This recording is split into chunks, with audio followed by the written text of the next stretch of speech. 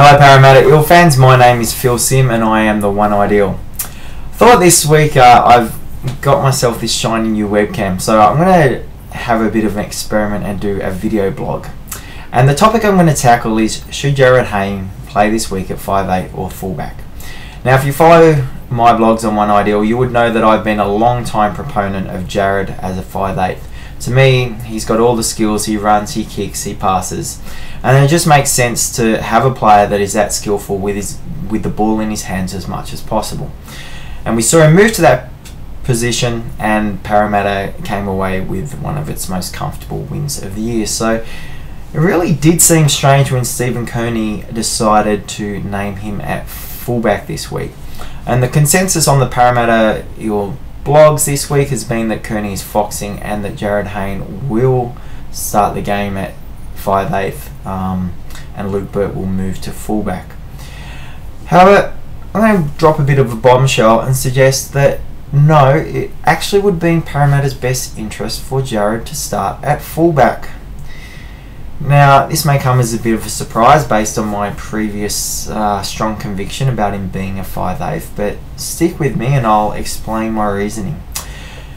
So, the biggest problem with Jarryd as a fullback, particularly in this side that we have this year at Parramatta, is that opposition teams have been effectively able to mark him out of the game. Whenever he brings the ball back, he always meets a very straight line of defence, and opposition defences are also very wary of the inside ball or him running off the playmaker's shoulder.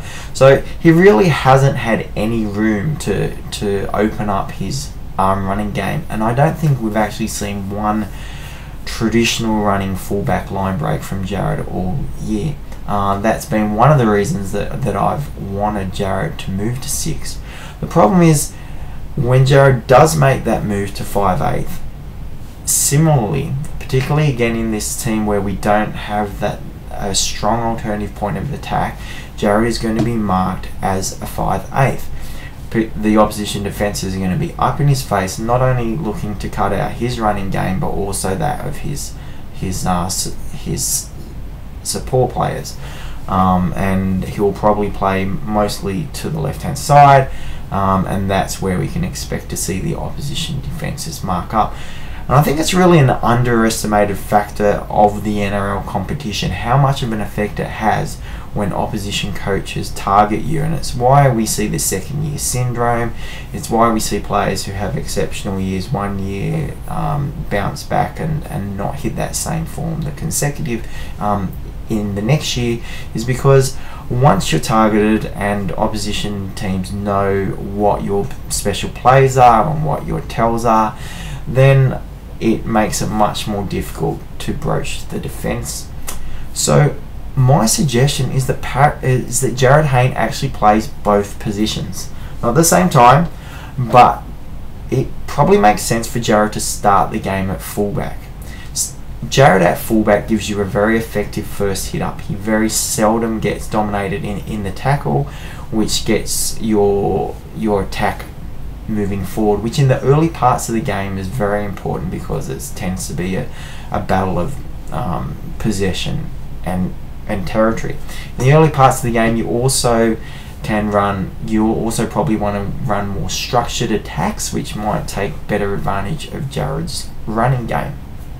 Then as the game opens up and hopefully both teams are tiring, hopefully the Parramatta attack is getting on top, then it really presents the opposition to change up the attack, bring Jarryd in a 6, Casey Maguire can potentially go to 9, giving you a little bit more creativity out of dummy half.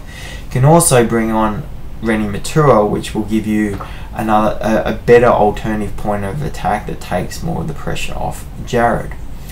And I don't think it needs to be absolutely timelined in that at the 20-minute mark that you make this change, because I think what Jarryd being able to play 1 and 6 gives you is the ability to structure your attack around that based on how the game is flowing.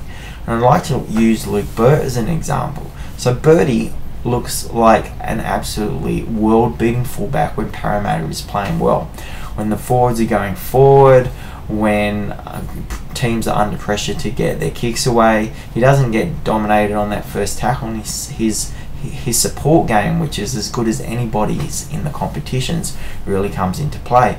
But when Parramatta isn't going so well, then that's when Burt starts to struggle, because he can get dominated on that first hit up, and once you take his support game out, he's really not giving you the value that a bigger, stronger fullback might give you.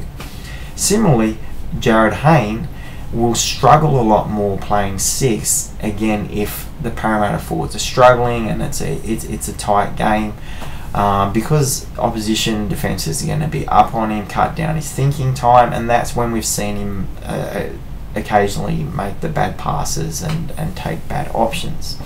So by deciding based on how the game is flowing, whether Parramatta's on top, whether we have a lead, whether we're chasing points, or whatever, whether Jarryd moves to 6 or 1, at the same time what you're doing is restricting the opposition's ability to structure their defence to counter Jarryd, because they don't know whether to try and follow his running game, or to stack his side in defence if he's playing 6. And I think that could play a big part in really setting Jarryd free and allowing him to play to the best of his ability and take advantage of both his running game and his passing game. So, that's my thoughts. Jarryd is a special player. He is absolutely core of the Parramatta team. So I think it's worth thinking out of left field a little bit as to how we can get the best use out of Jarryd. So what do you think? Leave a message in the leave a comment at the bottom of the blog here, and otherwise I will see you later. Go the Eels, beat those puny Panthers, and I'll catch you next week. Bye.